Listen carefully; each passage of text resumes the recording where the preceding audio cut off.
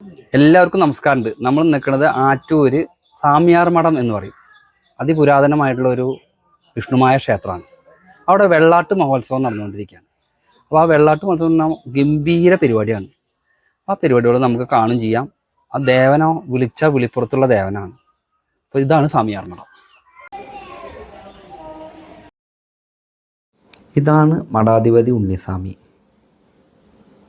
സ്വാമി ഭക്തൻ്റെ മനസ്സിലുള്ള വിഷമങ്ങൾ ഭക്തൻ പറയാതെ തന്നെ കൽപ്പനയിലൂടെ പറഞ്ഞ് ഭക്തൻ്റെ മനസ്സിൽ തട്ടി അതുപ്രകാരം വേണ്ട പരിഹാരക്രമങ്ങളും സ്വാമി തന്നെ ഇവിടെ ചെയ്തു കൊടുക്കും. അതാണ് ഈ ക്ഷേത്രത്തിൻ്റെ ഏറ്റവും വലിയ പ്രത്യേകത. ഈ നാട്ടിലെ കൊച്ചു കലാകാരന്മാർ അവതരിപ്പിക്കുന്ന നൃത്യങ്ങൾ ഉണ്ടായിരിക്കുന്നതാണ്.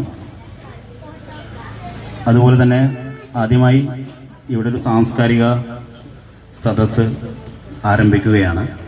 ആ സാംസ്കാരിക സദസ്സിലേക്ക് ക്ഷണിക്കപ്പെട്ട വിശിഷ്ട അതിഥികളെ ഈ വേദിയിലേക്ക് ഹാർദമായി സ്വാഗതം ചെയ്യുന്നു.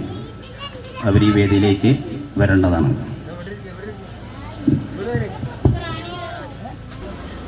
ശ്രീ ചന്ദ്രമോഹൻ കുമ്പളങ്ങാട്, കവി, പ്രഭാഷകൻ, മുൻ നഗരസഭാ കൗൺസിലർ വടക്കാഞ്ചേരി. ശ്രീ കിഷോർ ചേലക്കര, പുല്ലാങ്കുഴൽ വാദകൻ, കലാപ്രതിഭ.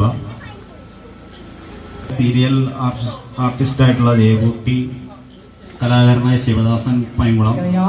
ഞാൻ അരികളില്ല വരികൾ വിളഞ്ഞിടും വയലിലൂടെ കൊടിയും നിറങ്ങളും പകയേകിടും കൊടിയ വിദ്വേഷക്കടൽ കടന്ന് ഇനി എൻ്റെ കാലിൽ ചിലമ്പു മാത്രം കൈവിലങ്ങില്ല കൈവളകൾ മാത്രം ചിതമിഴും കവിതയ്ക്കു ചിറകടിക്കാൻ മഹിതമൊരാകാശമണയട്ടെ ഞാൻ അതിദീനമായി കഴിയുവോരെ അലിവോടെ സേവനം ചെയ്ത കാലം അതിലൂറി നിറയും ഈ ചാരിതാർത്ഥ്യം അഴകേറ്റിരട്ടെ എന്ന് സ്മരണ തോന്നുന്നു.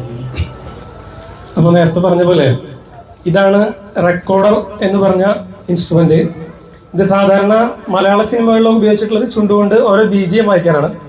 ഇതിന്റെ നൊട്ടേഷനൊക്കെ ഈ പറഞ്ഞ പോലെ സാധാരണ ഓടക്കുഴലിന്റെ പോലെയല്ല. ഞാൻ നേരത്തെ പറഞ്ഞല്ലോ, പഠിച്ചിട്ടില്ല, അതിന്റെ ഒരുപാട് കുറവുകളുണ്ട്. അതിലുപരി ഈ ഒരു ഉപകരണത്തിനും ഒരുപാട് ലിമിറ്റേഷൻ ഉണ്ട്.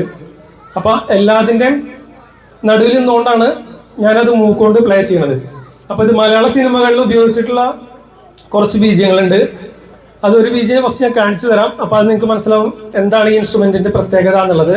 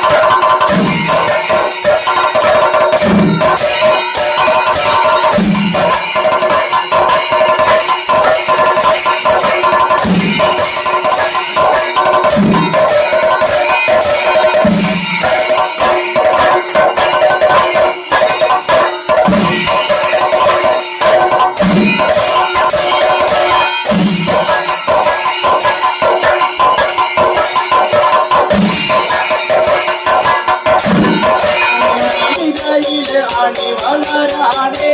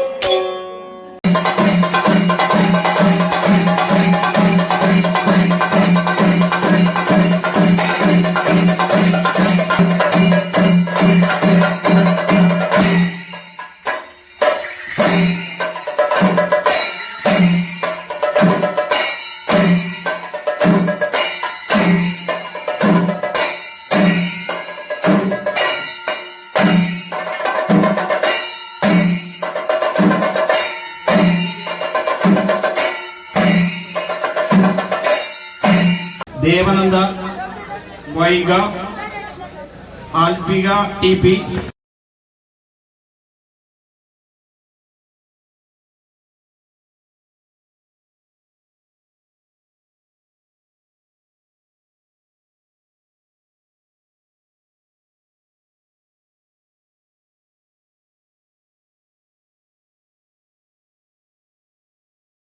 എല്ലാവരും ഈ വീഡിയോ പരമാവധി ഷെയർ ചെയ്യും.